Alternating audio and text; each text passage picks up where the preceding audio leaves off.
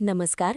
लग्नानंतर होईलच प्रेम या मालिकेच्या आजच्या भागामध्ये मी तुम्हा सर्वांचे अगदी मनपूर्वक स्वागत करते. आजच्या भागामध्ये आपल्याला पाहायला मिळतं, आता मानिनीताईंना आणि घरातील सर्वांनाच जीवानी पार ताकाचा ग्लास देत असतात. मानिनीताई म्हणतात, नको नको, मला ताक नकोय, मी आत्ताच तर ज्यूस प्यायले आहे आणि आता ताक कोण पिणार? तर आता शारदाताई म्हणतात, प्यावं लागेल, कारण माझ्या जावयांनी बनवलं आहे ना. मानिनीताई म्हणतात, बरं, परंतु ताक? तर आता पार्थ म्हणू लागतो, घे ना, काही नाहीये खरंच. तर जीवा म्हणतो, हो ना, काहीच टाकलं नाहीये त्यात. तर मानिनीताई म्हणतात, काहीच टाकलं नाहीये म्हणजे? तर पार्थ म्हणतो, म्हणजे तुला मसाला वगैरे काही आवडत नाही ना, ते काही टाकलं नाहीये. मानिनीताई म्हणतात, बरं, मग मला सांगा, हे 2 ग्लास आहेत ती कोणाची? तर पार्थ म्हणतो, ती रम्या आणि वसवत्यांची. तर मानिनीताई म्हणतात, नक्की त्या कुठे गेल्यात? कुठेच दिसत नाहीयेत. तर त्यानंतर मानिनीताई म्हणतात, तुम्ही पिणार नाहीयेत का? तर जीवा म्हणतो, हे काय, माझ्याकडे आहेत ना 2 ग्लास. तर मानिनीताई म्हणतात, मग तुमच्या बायकांचं काय, त्यांना नको आहे का? तर पार्थ म्हणतो, आई, आता आमचं लग्न झालंय, म्हणजे मी आणि काव्या. तर जीवा म्हणतो, ते दोघे एकाच ग्लासात पिणार आहेत. हे की दादा, तुझा आणि तुझ्या बायकोचा ग्लास.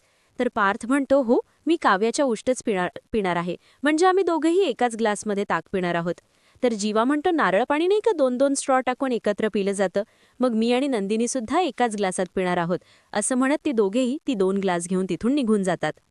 आता सर्वजण त्यांच्यावर हसू लागतात.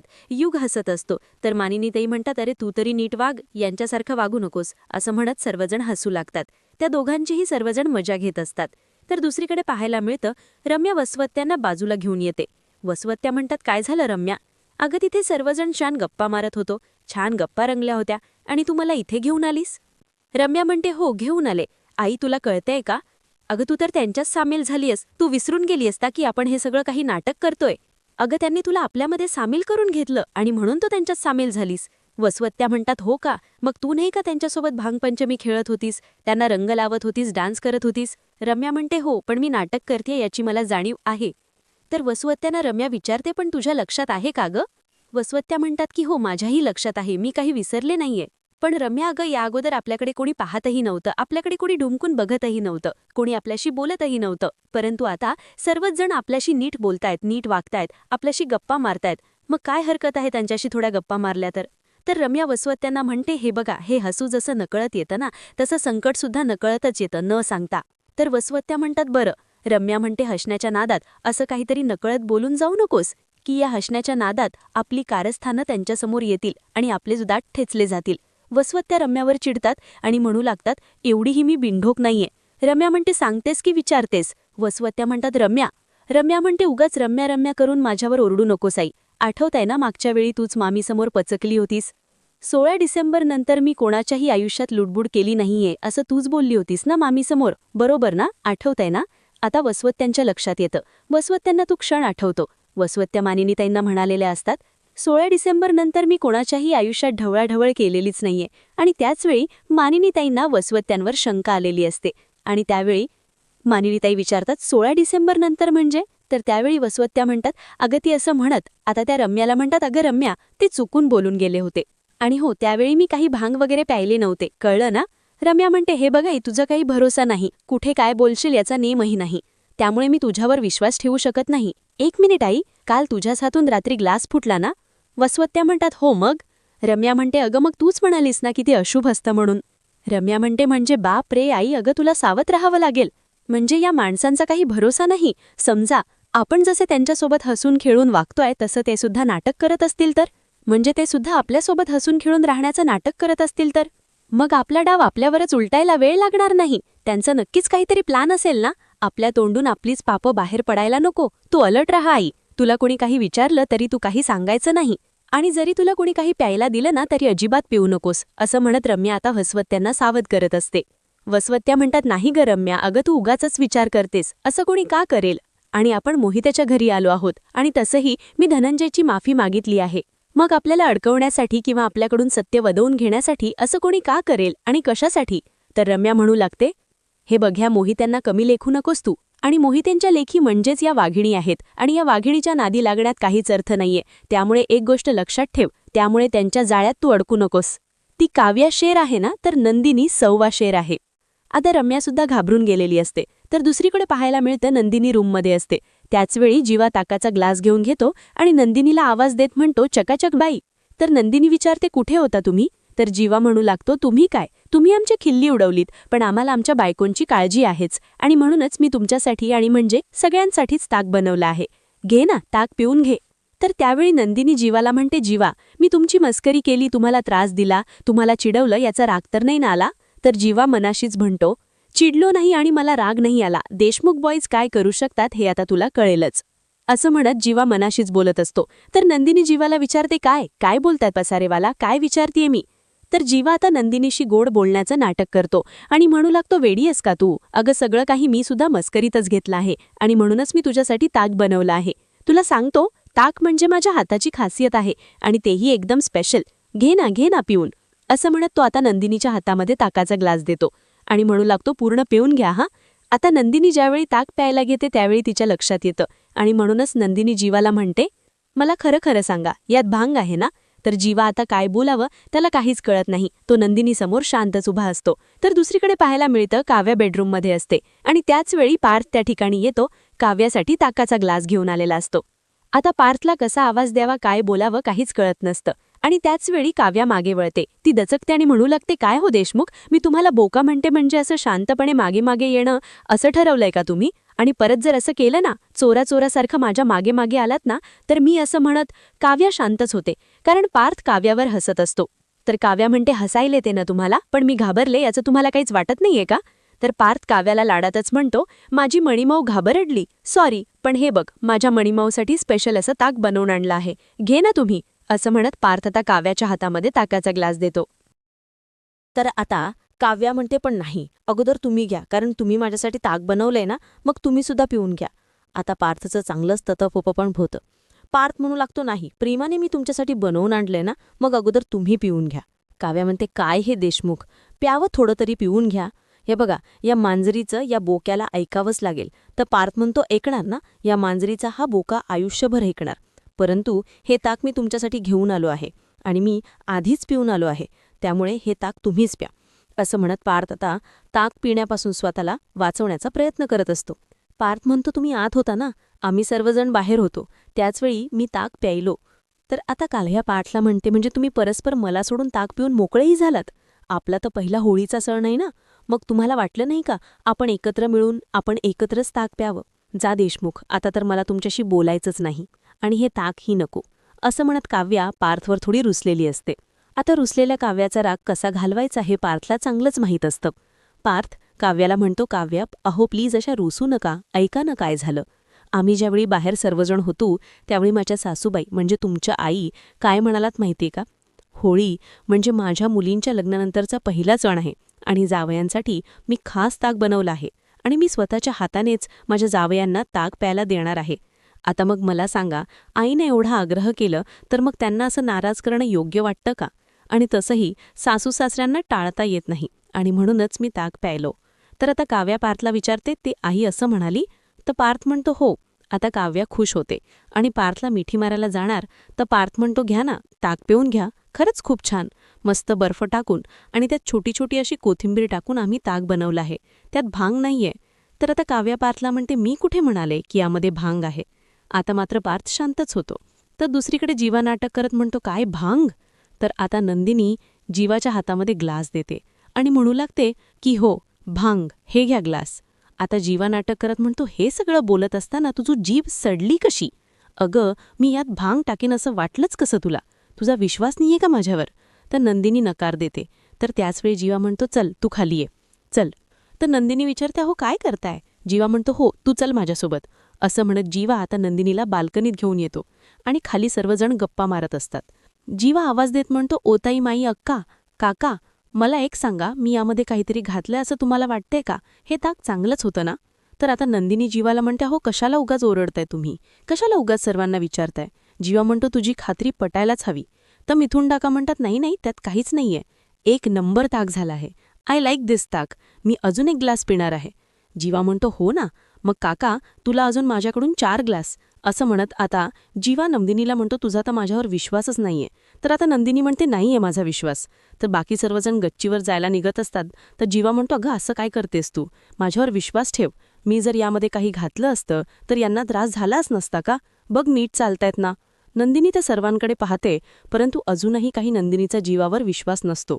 तर नंदिनीचा विश्वास बसावा यासाठी जीवा म्हणू लागतो, हे बघ चकाचक बाई, यात काहीच नाहीये, यामध्ये फक्त माझं प्रेम आहे, घे. तर नंदिनी म्हणते, आजकाल तुमचं प्रेम ना जास्तच ओतू चाललं आहे. तर जीवा म्हणू लागतो, जाणारच, कारण आज रंगपंचमी आहे. मग या रंगांसोबतच आपलं प्रेमसुद्धा आपल्या जवळच्या माणसांवर, आपल्या आवडत्या माणसांवर असं उधळून टाकायचं असतं. आता जीवाने नंदिनीला समजवण्याचा, तिच्याशी गोड बोलण्याचा प्रयत्न केलेला असतो. तरीसुद्धा नंदिनीचा काही जीवावर विश्वास बसत नसतो. नंदिनी म्हणू लागते, तरीही मला नको आहे. असं म्हणत नंदिनी हात जोडते आणि म्हणू लागते, तुम्हाला ताक प्यायचा आहे ना, मग तुम्ही ताक पिऊन घ्या, पण मला नको आहे. असं म्हणत नंदिनी तिथून निघून जात असते. जीवा नंदिनीला आवाज देत थांबवण्याचा प्रयत्न करतो, परंतु नंदिनी काही थांबत नाही. आता नंदिनी तर तिथून निघून जाते. जीवा थोडा चिडतो आणि म्हणू लागते, काय बाई आहे ही, माझ्यावर हिचा विश्वासच नाहीये. पण नाही, आज तर मी हिला हे ग्लासामधील ताक प्यायला लावणारच आणि हिचं विमान उडवणार म्हणजे उडवणारच. आता जीवा नंदिनीला चकाचकबाई असा हाक मारत तिच्या मागून निघून जातो. दुसरीकडे पाहायला मिळतं, पार्थ आता काव्याच्या समोर उभा असतो, परंतु काहीच बोलत नाही. आणि म्हणूनच काव्या पार्थला म्हणते, काय झालंय, उत्तर द्या देशमुख. तर पार्थ म्हणतो, सांगितलं ना एकदा, मी यात काहीच घातलं नाहीये, तरी तुझा विश्वास नाहीये का माझ्यावर? मी तुमच्यासाठी एवढं ताक बनवून आणलंय, पण तुम्हाला मात्र संशय घ्यायचाय, म्हणजे समोरचं तुमच्यासाठी एवढं काहीतरी करतोय, त्याची किंमतच नाहीये का? तर काव्या म्हणते, पण देशमुख, चिडाला काय झालं? तर पार्थ म्हणतो, चिडू नको ना, तर काय करू सांग ना. म्हणजे मी एवढं तुमच्यासाठी ताक बनवून आणलं आहे, पण तुम्हाला तर प्यायचंच नाहीये. यात काय घातलंय काय नाही घातलंय हेच विचारायचंय. त्यापेक्षा इकडे द्या, तुम्ही पिऊच नका, मी बाहेर फेकूनच देतो. असं म्हणत पार्थ आता काव्याच्या हातातील ग्लास घेतो आणि बाहेर येतो आणि म्हणू लागतो, आता तर मी हे फेकूनच देणार. काव्या म्हणते, देशमुख थांबा ना, अहो का चिडताई एवढं? तर पार्थ म्हणतो, तुमच्यासाठी एवढं प्रेमाने बनवून आणलं होतं, त्यात छान असा बर्फ टाकला, कोथिंबीर टाकली आणि मस्त ताक बनवलं होतं, परंतु नाही, तुम्हाला तरी असं वाटते की मी भांग वगैरे काहीतरी टाकलं आहे.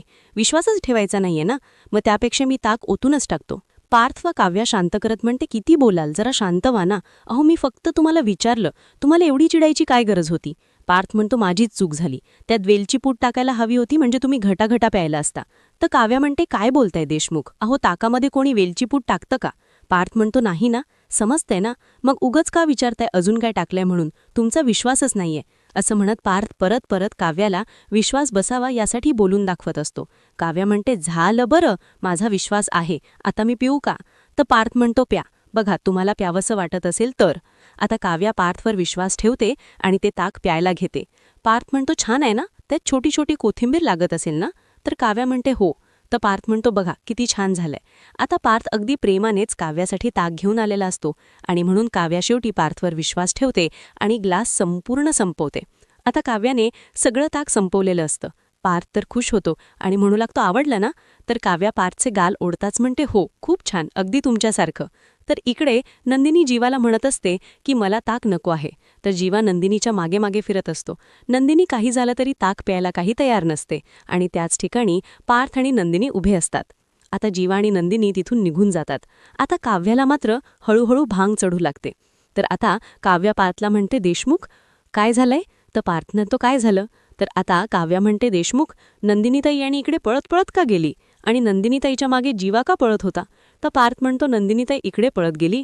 तर काव्या म्हणते, हो, का पळत गेली असेल आणि जीवा तिच्या मागून का गेला असेल? तर पार्थ म्हणतो, लपाछपी खेळतायत ते. तर काव्या हसू लागते. काव्याला चांगलीच भांग चढलेली असते. आता काव्या पार्थला म्हणते, मी पण खेळते. असं म्हणत आता भांग्याच्या नशेत काव्या तिथून निघून जाते. तर पार्थ त्या ग्लासाकडे पाहतो आणि म्हणू लागतो, आमची फिरकी घेता का? असं म्हणत पार्थ मोठमोठ्याने हसू लागतो. पार्थनं तर आपलं काम केलेलं असतं. तर दुसरीकडे जीवा नंदिनीच्या मागून ताकाचा ग्लास घेऊन फिरत असतो, परंतु नंदिनी काही ताक प्यायला तयार नसते आणि म्हणूनच जीवा नंदिनीला म्हणतो, अगं काय झालंय तुला, किती भाव खाशील, किती तुझ्या मागे मागे फिरायचं, एक ग्लास ताक फक्त आहे आणि तरी सुद्धा तुला एवढा भाव खायचाय. आता काल तू माझ्यासाठी काढा घेऊन आलीस, त्यावेळी मी नखरे केलेत का? पिला ना तो काढा? तर नंदिनी म्हणते, पिणारच, त्यामुळेच तर तुम्हाला बरं वाटलंय ना? तरी जीवा म्हणतो, हा मग मग आता मला बरं वाटावं, छान वाटावं यासाठी तू एक ग्लास ताकही पिऊ शकत नाहीस? पण सोड ना, तुला जर ताक प्यायचंच नसेल तर मी आता काय बोलणार आहे? नक्की नाही प्यायचंय का? असं म्हणत जीवा थोडा चिडलेला असतो. तर नंदिनी म्हणू लागते, असं नाही, थोडं प्रेमाने बोला ना, मी नक्कीच ताक पेईन. आता जीवा गोड बोलत प्रेमाचं नाटक करत नंदिनीला म्हणतो, अगं माझी बाई, ती कधीपासून म्हणतोय ताक पी, परंतु नाही, फक्त ताणायचंच आहे, ऐकून घ्यायचंच नाही. असं वाटतंय की मीच काहीतरी मिसळला आहे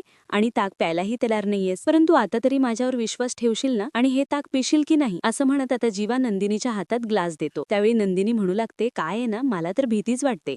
त्या दिवशी तुम्हीच बघितलं ना की मी पाणी म्हणून दारू प्यायले होते आणि त्यानंतर काय गोंधळ झाला हे मला अजूनही आठवते. त्यामुळे मला भीतीच वाटते. जीवा म्हणतो, हो खरंच? तर नंदिनी पुन्हा एकदा खात्री करण्यासाठी जीवाला विचारते, यात नक्की काही नाहीये ना? तर जीवा म्हणतो, हो खरंच काही नाहीये. आता जीवावर विश्वास ठेवत नंदिनी सुद्धा ग्लास संपवते, सगळं ताक पिऊन टाकते. जीवा खुश होतो आणि नाचू लागतो. आता नंदिनीचा ग्लासवर ताक पिऊन झाल्यानंतर जीवा विचारतो, काय मग कसं वाटलं ताक? तर आता नंदिनी म्हणू लागते, मस्त, आय लाईक दिस. असं म्हणत आता नंदिनी सुद्धा भांग्याच्या नशेत असते. हळूहळू तिला सुद्धा भांग चढू लागते आणि जीवा तिच्या मागून जात असतो.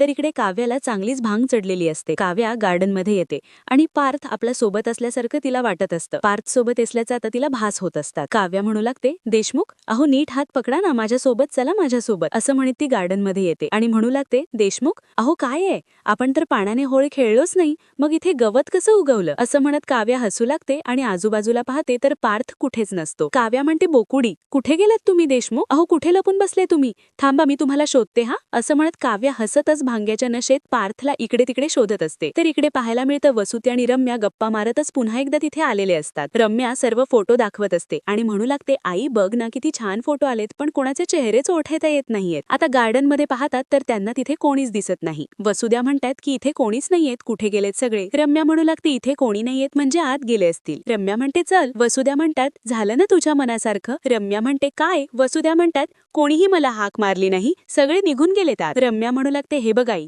उगाचच ड्रामा करू नकोस, चला. वसुद्या म्हणतात, मी नाही येणार. रम्या म्हणते, आई अगं चल ना. वसुद्या म्हणतात, नाही ना, मी एकदा म्हणाले येणार नाही येणार, मग मी येणार नाही. अगं एवढी छान हवा सुटलीये आणि माझ्या घशाला कोरड पडली, त्यामुळे मी येणार नाही. आता रम्याने कितीही समजावून वसुद्या काही जायला तयार नसतात. रम्या म्हणते, बरं ठीक आहे, तुला हवं ते कर, मी जाते. असं म्हणत रम्या तिथून निघून जाते. वसुद्या म्हणतात, माझ्या घशाला तर कोरड पडलीये, काय आहे इथे? असं म्हणत वसुद्या समोर असणारी ग्लास पाहतात. तर दुसरीकडे जीवा मात्र नंदिनीची मजा घेत असतो. आता नंदिनी गाडीवर बसलेली असते आणि उलट्या बाजूने बसून ती गाडी चालवण्याची नाटकं करू लागते. नंदिनीला वाटत असतं की खरंच आपण गाडी चालवतोय. नंदिनी जीवाला म्हणते, तुम्ही घट्ट धरून बसा. तरी जीवा म्हणतो, हो मी तर अगदी तुला घट्ट धरून बसलोय, तू चालव, तुला हव्या त्या स्पीडमध्ये गाडी चालव, हाय काय आणि नाही काय. असं म्हणत जीवा खुर्चीवर बसूनच नंदिनीची मजा घेत असतो. आता नंदिनी जीवाला विचारते, अजून स्पीड वाढवू का? जीवा म्हणतो, हो वाढव ना, चालेल, काहीच हरकत नाही. नंदिनी म्हणते, चालेल काय? धावेल धावेल. तर जीवा म्हणतो, नको नको, मी पडेल. तर नंदिनी म्हणते, हो ना, सॉरी सॉरी हा. असं म्हणत आता नंदिनी गाडी चालवत असते. तर आता नंदिनी जीवाला म्हणते,